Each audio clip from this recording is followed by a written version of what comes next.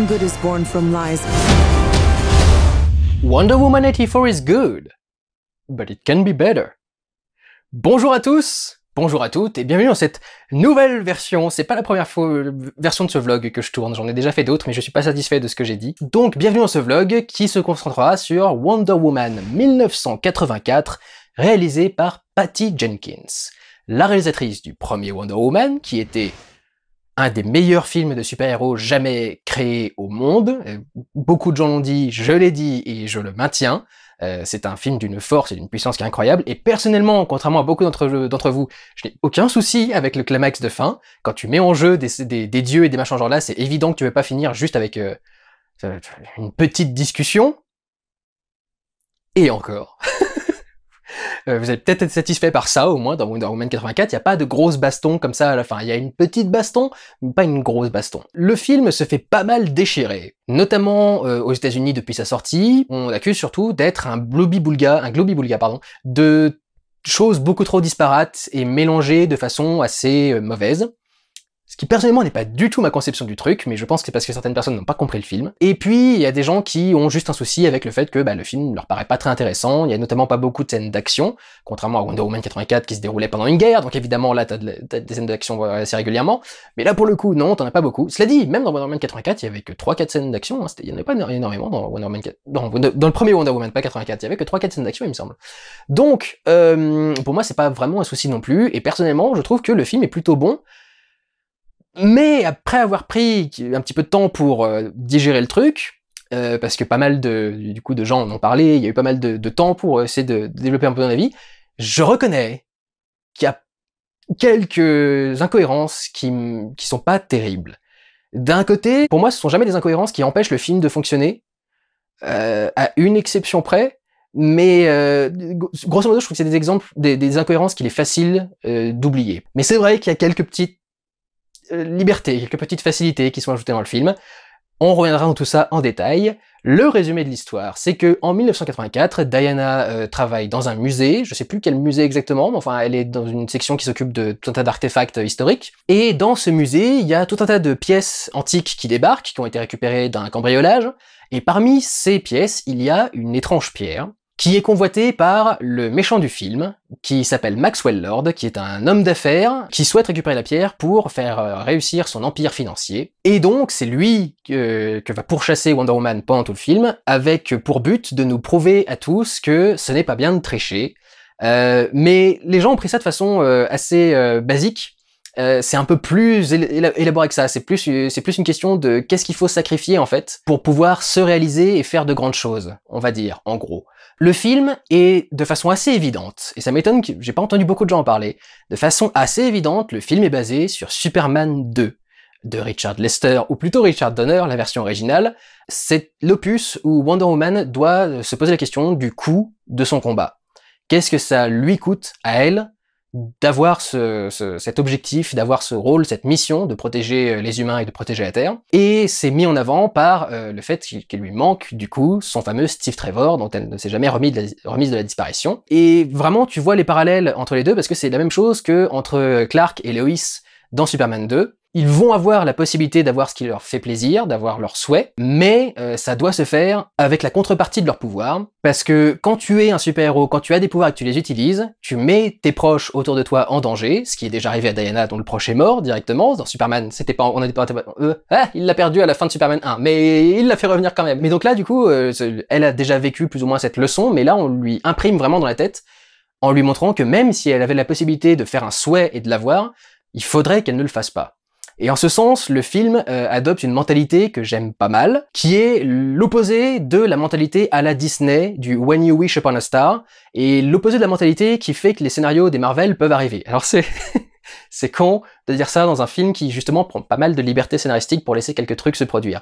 Vraiment, le message de ce film, c'est que la vie, en général, est difficile. La réalité est difficile, la vie est faite de souffrances et de choix déchirants, et on aurait beau rêver à un monde meilleur, et on aurait beau en avoir la capacité, finalement ce serait une mauvaise chose.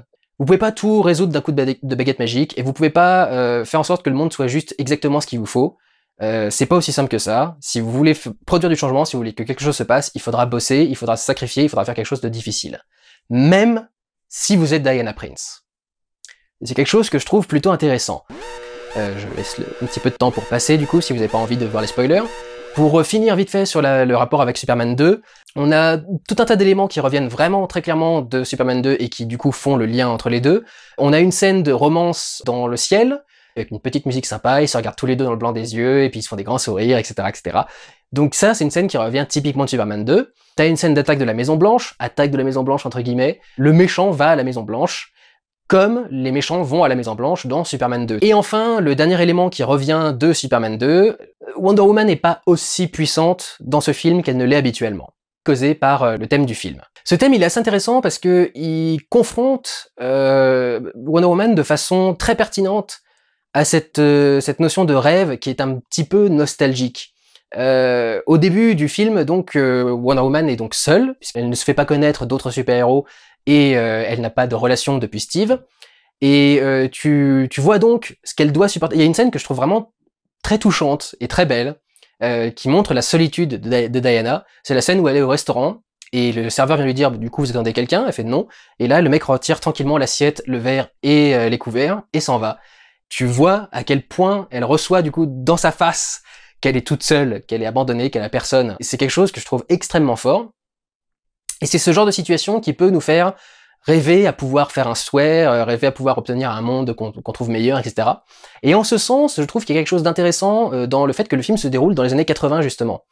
Parce que on a beaucoup de rêves aujourd'hui qui sont liés à un passé qu'on glorifie un petit peu. C'est pour ça qu'on a beaucoup de nostalgie pour les années 80 notamment, et 90 ça commence à venir petit à petit. C'est parce qu'on a l'impression que le monde allait mieux avant, qu'aujourd'hui il est devenu plus compliqué, etc. Et si on avait un petit coup de baguette magique qu'on pouvait retourner dans les années 80, par exemple en regardant un film, on aimerait bien. Tell me what you wish for, your highness, and I will show you how it works. All of my land to be returned. My ancestral realm. Et je pense que ça, c'est utilisé du coup dans le film, c'est pour ça qu'il se déroule dans les années 80. C'est pour ça aussi qu'il a un style très années 80. Il y a beaucoup de choses dans le film qui sont des choses qu'on ferait plus dans des films qu'on aurait sortis à cette époque-là que des choses qu'on fait dans des films qu'on sortirait aujourd'hui. Notamment dans la façon de représenter certains personnages, mais aussi dans le rythme, dans la succession des scènes, le style de scène qu'on voit, etc. Mais dans la façon de présenter les personnages, on a le personnage de Barbara, qui est joué par Kristen Wiig, et qui est la collègue, l'associée en tout cas au travail de Wonder Woman, qui va petit à petit se laisser aller vers le chemin de la facilité, le chemin des souhaits, etc. Notamment parce que elle est jamais vraiment devenue ce qu'elle voudrait, et elle est constamment dans l'observation de la réussite de Diana ou d'autres personnes, et elle est constamment dans le besoin, dans le manque. Ses relations humaines ne lui apportent absolument pas ce qu'elle souhaiterait avoir, et en même temps tu sens que elle-même se déprécie énormément, et que c'est aussi pour ça qu'elle n'arrive pas à avoir de relations humaines vachement intéressantes. C'est aussi pour ça qu'elle est très gauche, c'est parce qu'elle a très peu de confiance en elle-même ou très peu d'appréciation pour elle-même, et au contraire, elle est beaucoup en admiration devant la réussite de Diana, par exemple, qui elle est typiquement un modèle de beauté, de réussite au niveau professionnel, par exemple. Elle attire les regards, tout le monde a envie de lui parler, etc. Et donc cette présentation particulière de Barbara aide à dénoncer ce mode de pensée qui est né en particulier dans les années 80, et qui est particulièrement représenté donc par Maxwell Lord, qui est plus ou moins une projection de Trump, Trump lui-même étant plus ou moins une projection des années 80, parce que Trump il a vraiment commencé dans ces années-là à débarquer, à se faire connaître, à faire certaines de ses émissions de télé-réalité, etc. Notamment son entreprise de pétrole, il me semble qu'il avait une entreprise de pétrole à ce moment-là, qu'il a magnifiquement plantée. Et du coup Max Lord, donc joué par Pedro Pascal, est une projection de la pensée très capitaliste. All you need is to want it. La pensée qui est née véritablement dans les années 80 de l'entreprise toute puissante, où les chefs d'entreprise étaient vraiment les rois du monde, etc. Et où on a mis en place cette culture de la réussite, notamment par la possession et les biens matériels. Et cette culture se définit par le fait de ne jamais pouvoir être rassasié. Il y a toujours besoin d'avoir plus. Il y a toujours quelqu'un qui a plus, donc si tu veux réussir, tu dois toujours dépasser quelqu'un d'autre, et continuer à progresser, etc., etc. Et ce genre de mentalité, c'est vraiment né dans les années 80, et Trump en était le plus grand représentant. C'est aussi pour ça d'ailleurs que Trump a été utilisé comme base pour pas mal de méchants de comics, notamment Lex Luthor, dont on avait sorti un bouquin qui reprenait exactement quasiment l'habillage de la biographie de Trump, qui expliquait comment réussir dans les affaires, comment réussir machin, etc., et qui commençait à disséminer cette mentalité et cette façon de penser très particulière, du coup, dans cette époque. Et c'est le début d'une pensée où les gens veulent tout tout de suite, tout le temps, et où on ne supporte pas la moindre frustration et le moindre effort à fournir. Le côté inimaginable de faire un effort, ça se transcrit en partie avec son rapport avec son fils, parce que en fait il a pas le temps presque de s'occuper de lui, ça lui demande trop d'efforts justement, mais on justifie quand même que son esprit est particulièrement préoccupé par le fait qu'il ait des gens au-dessus de lui qui lui exigent des résultats, qui demandent des résultats, qui l'humilie devant son fils, qu'il est obligé de délaisser parce qu'il est obsédé par sa réussite sociale et matérielle, au point de négliger son fils et de dire des choses qui dépassent sa pensée. C'est là aussi quelque chose qui vient de ce truc des années 80, de cette hyper-productivité, cette hyper-efficacité pour avoir une hyper-réussite. Et donc on voit vraiment les origines de son trouble et pourquoi est-ce qu'il agit comme ça. C'est pas juste un salaud, c'est pas juste un idiot. Il y a quelqu'un qui le pousse à aller trop loin, et il y a aussi évidemment ces traumatismes d'enfance qui sont abordés dans le film. Je trouve que c'est très intéressant du coup de dénoncer les années 80 à travers le portrait d'un personnage qui fait 13 années 80. Beaucoup de gens en avaient peur, le personnage est pas à 100% Trump. Il ne fait pas parler de la même façon que lui, par exemple, il a une histoire qui est plus ou moins similaire, et puis il a une secrétaire russe, donc ça fait penser à Melania Trump, etc. Mais les parallèles s'arrêtent assez rapidement. Ce qui reprend, ça va être ce qui fait un peu le style de Donald Trump. C'est-à-dire qu'il va reprendre beaucoup de ses tics comportementales, ses tics de langage. Dès qu'il arrive quelque part, il faut qu'il fasse des pouces à tout le monde, et puis ses petits sourires en coin qui est un petit peu méprisant, enfin qui est un peu particulier. Il y a vraiment un truc qui fait très penser à Trump. Et puis il y a une partie de sa façon de penser, par exemple, opposé à quelqu'un qui est contre lui. Évidemment, sa première explication c'est quoi? C'est un menteur, et il est jaloux de moi. I'm not a loser. He's a loser. He's a liar. And he's wrong. Qui est typiquement le genre de réplique et le genre d'excuse que Trump sortait constamment à chaque fois qu'il y avait quelqu'un qui venait le contredire quelque part.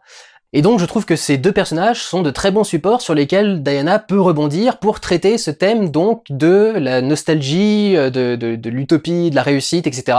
Je trouve que c'est vraiment très très bien intégré du coup dans l'histoire et que c'est assez intéressant. Encore une fois, le fait de la confronter aux années 84, de démarrer par exemple dans un centre commercial qui représente vraiment du coup le temple de la consommation et de cette mentalité qui est née à ce moment-là, je trouve qu'il y a quelque chose de très intéressant dans comment est-ce qu'on confronte Diana au monde qui l'entoure et qu'est-ce que le monde qui l'entoure lui renvoie. Et je pense que c'est en ça que c'était intéressant du coup de le faire se dérouler dans les années 80, notamment aussi pour ne pas avoir à faire de parallèle par rapport à la politique et au monde moderne, et ne pas du coup directement accuser certains groupes, certaines personnes, certaines pensées, et pas uniquement d'extrême droite ou de droite, de l'autre côté aussi. Donc du coup, oui, je trouve que c'est très intéressant. Pour finir du coup vite fait sur ce côté années 80, j'ai pas compris les critiques qui accusaient le film de pas savoir où donner de la tête, et qui trouvaient qu'il y avait trop de scènes disparates dans le truc. Par exemple, on commence avec une scène qui est plus ou moins une séquence de Jeux Olympiques, chez les Amazones. Ensuite, on va avoir une scène dans un magasin où il y a un cambriolage qui a lieu, où du coup il y a des gens qui tirent, des enfants qui sont en danger, des trucs dans ce genre-là. Et puis après, on va avoir des scènes qui sont avec Barbara, donc la nana un petit peu gauche, un petit peu comique du coup à certains moments. Plus tard dans le film, elle devient beaucoup moins comique, mais au début du film, elle est assez comique. Et après, on enchaîne avec ce personnage qui, rentrant chez lui le soir, se fait agresser dans un parc. Et j'ai vu des gens dire que c'était beaucoup trop disparate, que tu pouvais pas mélanger un personnage qui se fait agresser dans un parc et en même temps des scènes qui sont un peu rigolotes. Et tu te dis, qu'est-ce que c'est catastrophique que les gens aient été élevés au cinéma par le MCU. Parce que vous pouvez même pas encaisser que dans un même film, il y ait une nana qui menace de se faire agresser par un mec dans la rue et une scène un peu plus rigolote ensuite.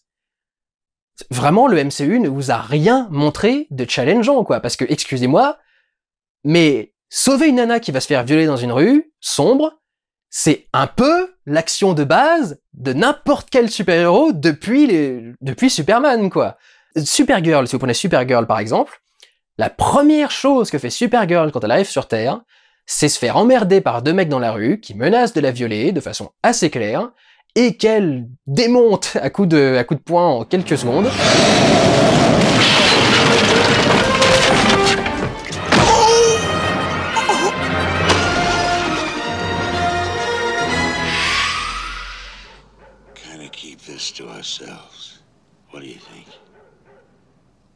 C'est un petit peu un des trucs de base, quoi. Surtout quand on a envie de travailler une notion de féminisme, c'est une des scènes de base qui existent pour travailler cette question-là dans un film de super-héros. Donc, honnêtement, je me demande si ça n'a pas été reproché au film, notamment parce que son portrait de la jante masculine est pas particulièrement favorable.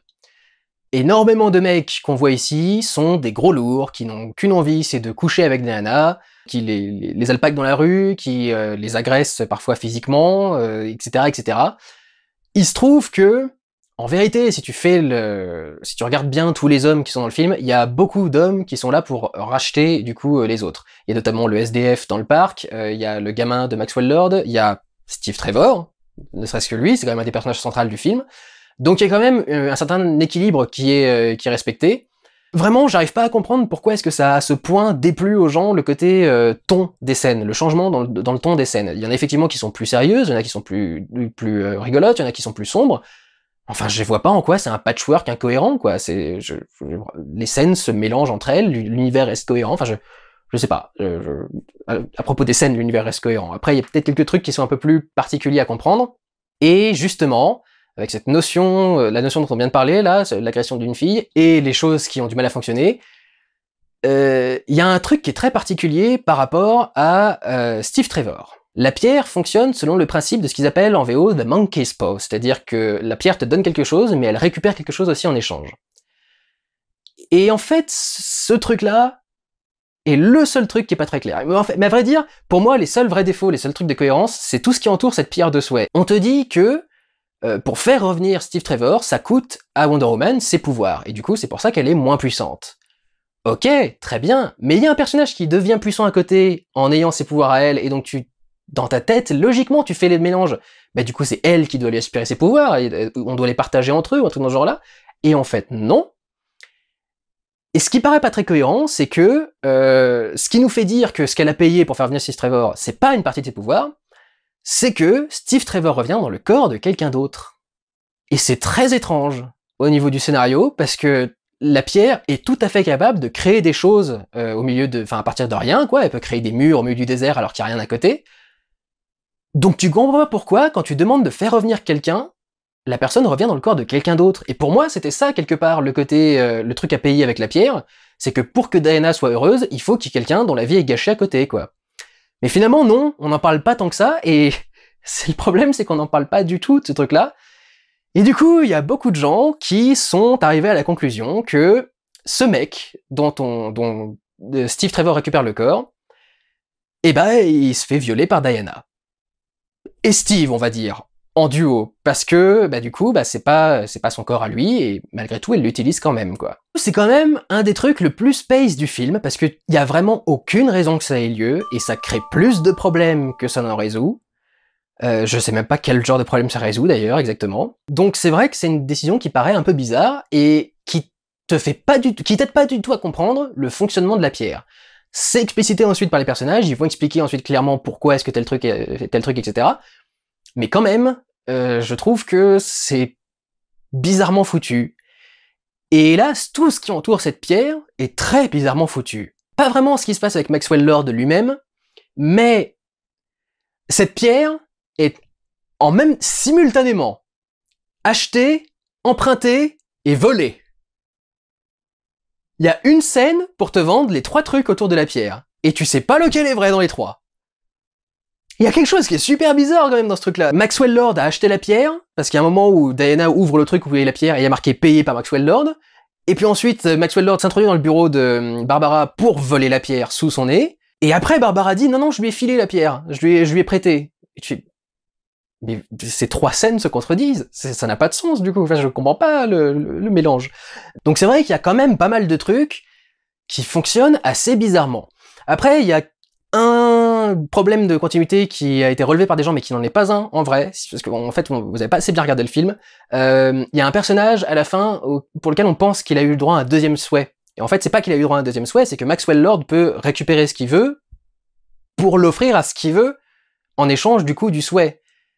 Et donc, du coup, c'est ça le truc, c'est qu'il décide d'offrir toute la haine et toute la colère, en fait, du monde entier, presque, et c'est ça qui fait que ça la développe en prédateur, une prédatrice.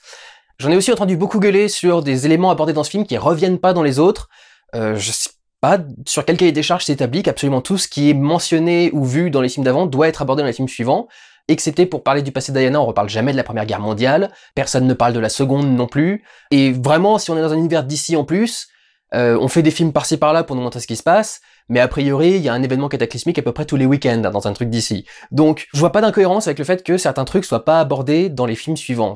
Alors, dernier petit truc que les gens reprochent un peu trop à mon sens, le fait qu'elle arrive enfin à accrocher son lasso à la fin, c'est simplement parce qu'elle a distrait Maxwell en fait. Au début, elle essayait d'y aller en mode frontal, et là, elle arrivait pas à envoyer son lasso, et là, en fait, elle a fini par y aller en mode discret, elle le fait parler, elle détourne son attention, elle le fait parler, et c'est comme ça du coup qu'elle peut accrocher son lasso à sa jambe, à mon sens en tout cas. J'ai plus de problèmes avec l'arrivée soudaine du fait qu'elle s'accroche aux éclairs, qui n'est pas du tout présenté dans le film. Comment vous avez pris le fait qu'elle vole à la fin? Est-ce qu'elle fait ce que lui a dit Steve? Est-ce qu'elle sait emprunter les courants du coup du vent et elle arrive à slalomer dans les trucs et puis en fait elle est en chute libre mais elle arrive à se projeter dans le truc? J'arrive pas trop à comprendre. Ou est-ce qu'elle est véritablement projetée? Parce que quand tu la vois dans BVS, dans Justice League, etc., la meuf elle vole quoi. C'est pas juste elle saute vite fait en l'air, elle décolle. Ou alors c'est peut-être juste un saut, mais ça en a pas l'air véritablement. Il y a plusieurs plans comme ça. Le plan dans BVS où elle va affronter Doomsday, elle est simplement avec son épée, puis d'un seul coup, pof, elle se projette en avant avec son truc. Enfin, pour moi, elle vole là à ce moment-là. Donc je vous avoue que j'ai pas trop compris comment ce truc-là fonctionnait. Et c'est peut-être un autre des petits défauts que je mettrais dans le truc, c'est le truc par rapport au fait qu'elle vole, ça a été un peu glissé en douce comme ça. Je trouve en plus que c'est un petit peu cheap qu'ils aient pas été foutus de trouver leur propre musique pour cette séquence, parce qu'ils ont réutilisé la bande son qui est utilisée dans Sunshine pour cette scène-là, et comme c'est un film que j'aime beaucoup, Sunshine, j'ai immédiatement reconnu la bande son.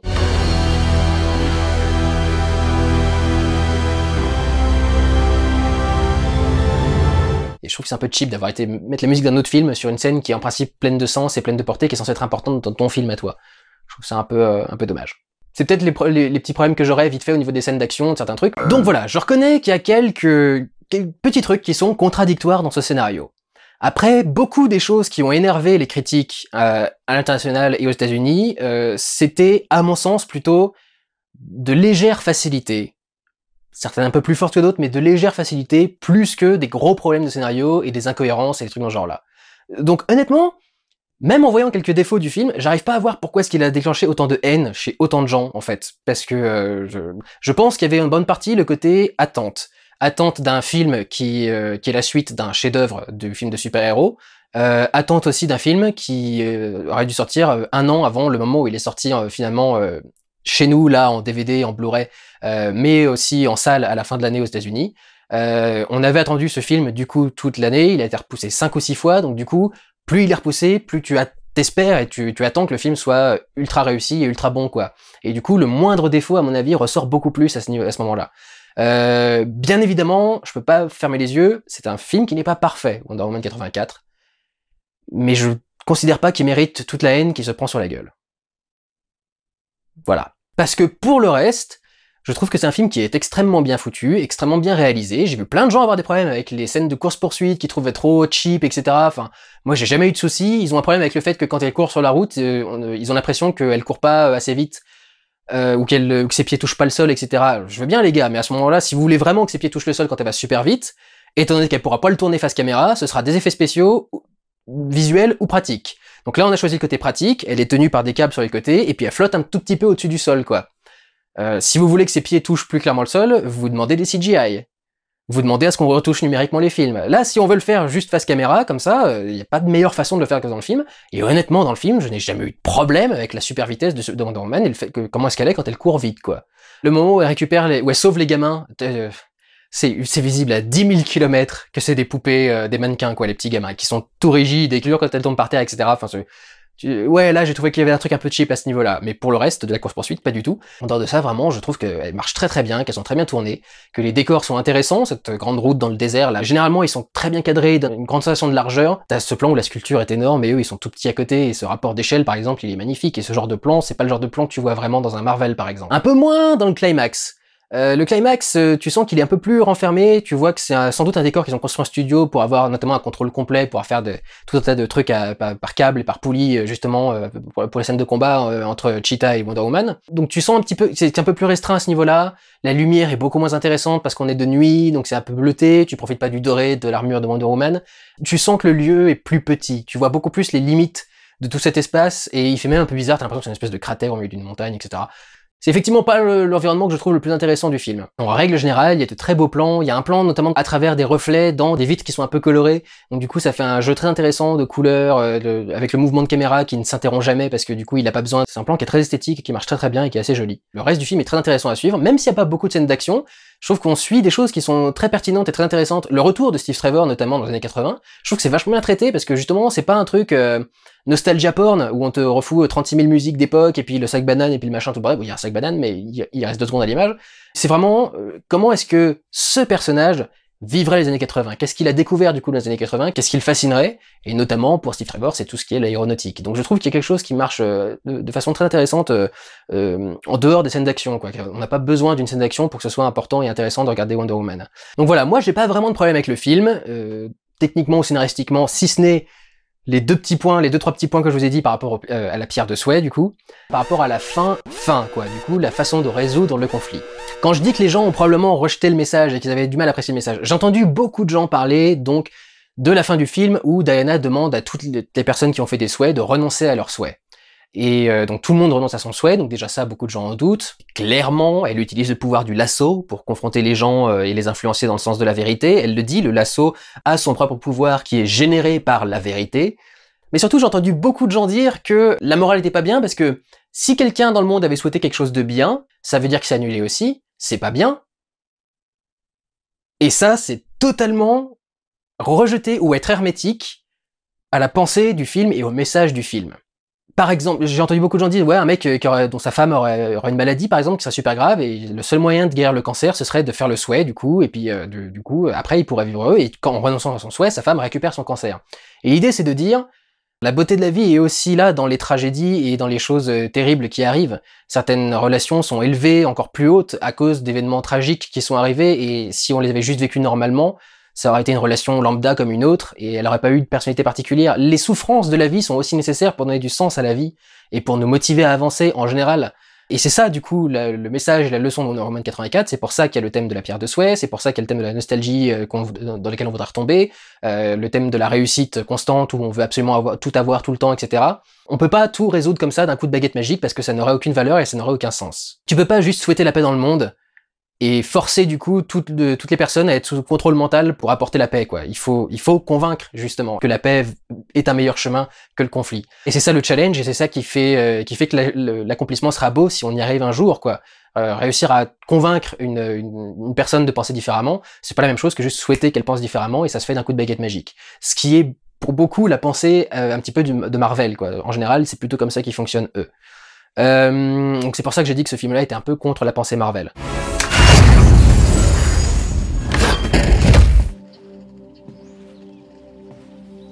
Et du coup, les gens ont été beaucoup moins enclins à trouver le film intéressant et réussi, parce qu'il y avait beaucoup trop de cases que le film ne cochait pas, notamment au niveau de leurs jugements moraux et leur rigueur morale. Donc voilà, j'avais quand même vachement envie de revenir là-dessus, parce que pour moi, tout le sens de ce qu'on reproche à ce film, il est donné là-dedans, quoi. Il est donné dans ce genre de truc. Voilà pour ce que j'avais à dire sur Wonder Woman 1984. C'est un beau bestiau, c'est vrai que c'est un film qui n'est pas dénué de défauts, je ne peux pas vous dire autre chose. Mais j'étais tellement partisan de son mode de pensée, de sa façon de voir le monde et de sa façon de réfléchir et de présenter les choses que, ouais, je vous avoue que les défauts m'ont pas spécialement marqué quand j'ai vu le film, et si j'avais pas regardé un peu plus les réactions d'autres personnages, j'en aurais pas vu du tout, quoi. J'aurais pas compris ce que les gens présentaient comme défaut. Effectivement, quand tu prends un peu plus d'attention sur certains points, il y a effectivement quelques détails où tu dis non, ça c'est un peu bizarre par rapport à la cohérence, etc. Mais pour moi, c'est pas suffisamment important pour aller à l'encontre du message du film. Et c'est ça qui est le plus important, je dirais, quelque part, c'est... Quoique non, rien n'est spécialement plus important que le reste dans un scénario, mais pour moi, l'ensemble restait cohérent, notamment par rapport à l'idée qu'ils essayent de transmettre. C'est effectivement fait de façon un peu surprenante, des fois, mais je trouvais que ça restait cohérent avec l'idée qu'ils essayent de transmettre. Donc voilà, en ce qui me concerne, j'ai pas spécialement de problème ou de défaut à reprocher à Wonder Woman 1984, et je vous encourage à le regarder, que ce soit en DVD, en Blu-ray 4K ou en VOD, puisqu'il sort dans tous ces formats. Je pense que vous pourrez passer un moment plutôt sympathique, mais c'est sûr qu'il faut pas vous attendre au premier Wonder Woman. C'est un film de super-héros comme il y en a d'autres. D'ailleurs, c'est en partie parce qu'il rend hommage à Superman 2 qu'il a un petit peu ce défaut. C'est vrai que c'est un film qui est moins indépendant, original, que pouvait l'être le premier Wonder Woman, par exemple. Donc c'est sûr, c'est pas la même chose, mais je considère quand même que c'est tout à fait divertissant et qu'on peut passer un bon moment devant. Donc si ça vous intéresse, je vous invite à regarder Wonder Woman 1984. Prenez soin de vous, regardez ou allez voir des films. Ciao!